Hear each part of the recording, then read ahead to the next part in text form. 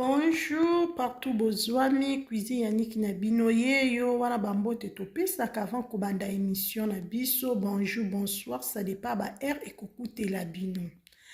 Mam si o cuisine yaniki, mam si azo manke biso nyonso, mais en dehors ya théâtre, mam si aza mwasi, aza na vie privée na ya salaka. Mam si aza na papu, j'espère bomoni mobala, mam si alakisi biso.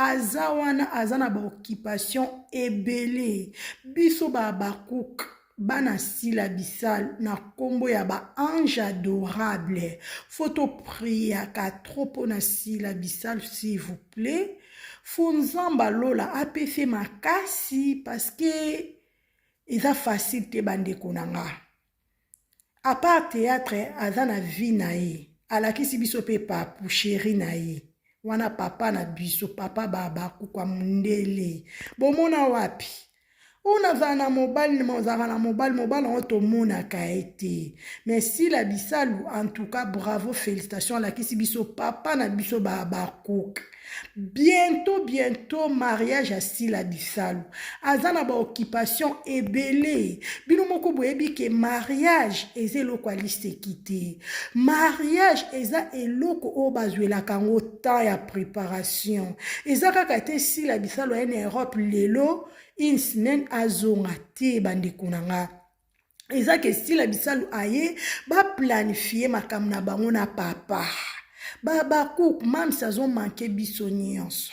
Mais tout que la mam si tan, ebi ke bana nanga ba ange adorable nanga, ba lingara ba lia nyonso, pardon, bio na bio. O lingaka Sila Bisalu, s'il vous plaît, to consommer toujours ba film na biso, nil par ailleurs, seulement na kacha es, binde makambu. Kota la ba film misu, teza makele na matoi. Kota landa ba conseil, d'éducation, oyoka vraiment ba morale, d'exhortation, Sila Bisalu azo sala toujours ba filmer. J'espère bon moni extrait ya filmer na biso ya sika eye. Mwana mususu ya sika abota mi bandeko na ngai.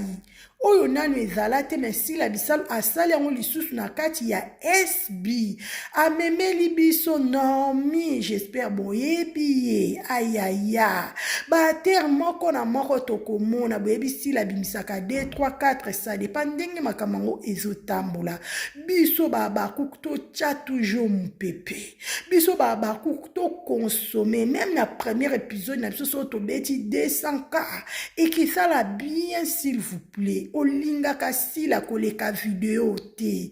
J'aime commentaire. Ceux qui peuvent au s'abonner s'il vous plaît. Au s'abonner na chaîne à cuisine Yaniki TV abaku kwa tongo Sila Bisalu kwa ba nanga o ratete.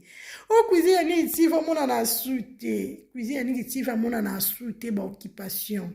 Nebise bino makambo comme ebele boulot ba petit temps et permettre te. Lelo na vu moi temps na memeli bino émission o ya mwa mukie melobi ebele mwana mukie apesa abeta kambunda bakolo pe babinaka o nazaki nango na mukolo lelo na ta o nazwami na bitena memela babone na nga na lela bino a trop tout le temps na lobaka je vous love merci na bandeko nyonso bokolanda émission partout bozwami merci na ba obolingaka cuisine Yaniki TV na bino merci na ba obolingaka Sila Bisalu pomba scène merci na bandeko nyonso a monde entier ba bakouk partout bozwami on est ensemble bisous